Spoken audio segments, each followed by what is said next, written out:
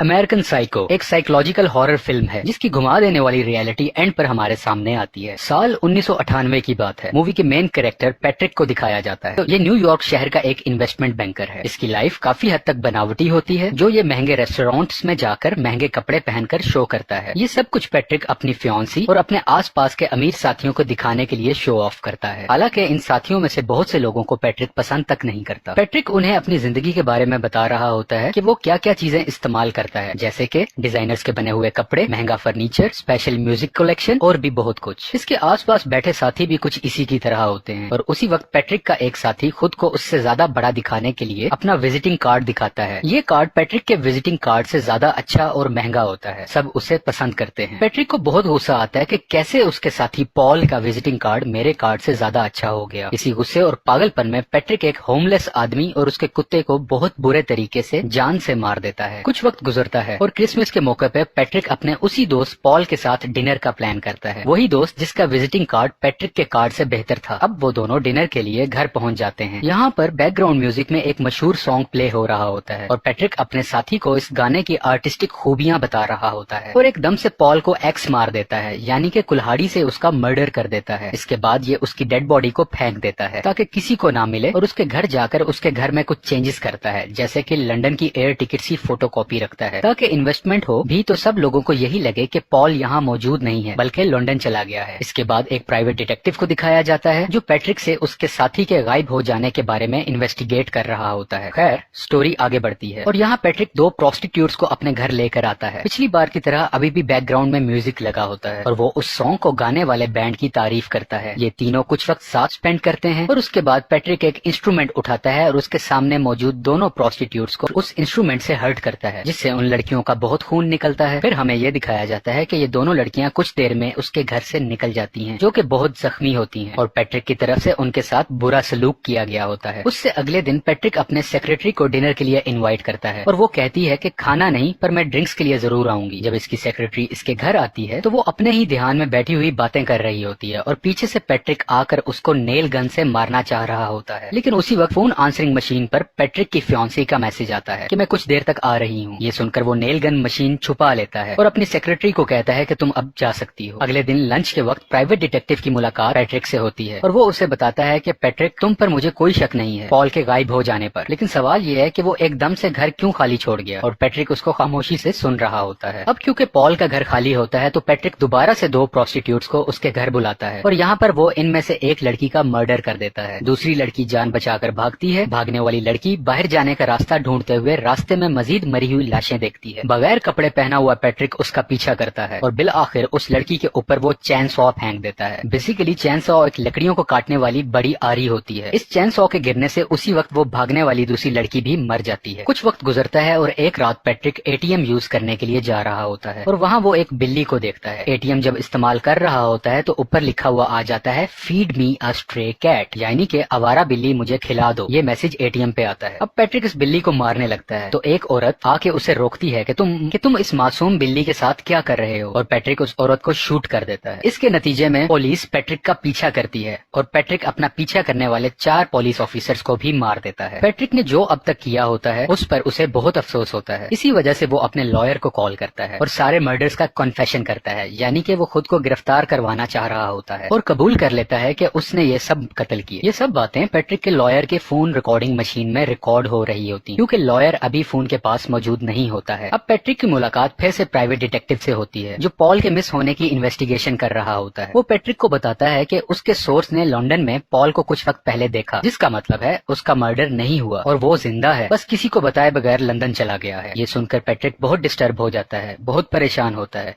कि ये कैसे हुआ, मैंने तो खुद उसको मार दिया था। अगले दिन पैट्रिक पॉल के घर जाता है ताकि अगर वहाँ कोई मेरे किए हुए मर्डर के सबूत भी हैं तो मैं उन्हें गायब कर दूं, लेकिन वो घर खाली होता है और किसी ने उसे काफी दिनों से बेचने के लिए लगाया होता है। प्रॉपर्टी स्टेट डीलर से पता चलता है कि ये घर पॉल का है ही नहीं और एक बार फिर हम पैट्रिक के चेहरे पर परेशानी देखते हैं। दूसरी तरफ ऑफिस के अंदर पैट्रिक की सेक्रेटरी देखती है कि पैट्रिक ने अपने ऑफिस के डॉक्यूमेंट्स के अंदर मुख्तलिफ मर्डर्स की ड्राइंग बनाई होती है जो बहुत ब्रूटल और दिल को हिला देने वाली पिक्चर्स होती है। अब नया दिन आ जाता है और रेस्टोरेंट में पैट्रिक पैट्रिक अपने वकील से मिलता है और वो उसे याद करवाता है रिकॉर्डेड कॉल का और दोबारा से कन्फेस करता है, पिछले कुछ दिनों में मैंने बहुत से लोगों के मर्डर किए। उसका वकील पैट्रिक पर हंसता है और कहता है कि पैट्रिक तुम मेरे साथ जोक कर रहे हो या मुझे फूल बनाने की कोशिश कर रहे हो। ऐसा हो ही नहीं सकता क्योंकि उसने कल ही पॉल के साथ लंदन में डिनर किया था। पैट्रिक बहुत कंफ्यूज और थक चुका होता है। ये सब सुनने जानने के बाद कि पहले पॉल के जिंदा होने का प्राइवेट डिटेक्टिव ने बताया और अब उसके वकील ने भी, पैट्रिक कुछ समझ नहीं पा रहा था और वो अपने घर आ जाता है। बेसिकली पैट्रिक ये सब होने वाले मर्डर्स की हेलुसिनेशन कर रहा होता है, यानी कि किसी ऐसी चीज को रियल समझना जो एक्चुअल में एग्जिस्ट ही नहीं करती। ये सब इसका ख्याल था क्योंकि ये इन सब मर्डर होने वालों से नफरत करता था और इन्हें नुकसान पहुंचाना चाहता था किसी तरह भी, और उसने अपने माइंड में ही एक दुनिया बना ली कि उसने सबको मार दिया। बेसिकली ये सब पैट्रिक का मेंटल डिसऑर्डर था। मूवी यहीं पर खत्म हो जाती है। आपको पसंद आए तो प्लीज लाइक कीजिएगा। Thank you for watching.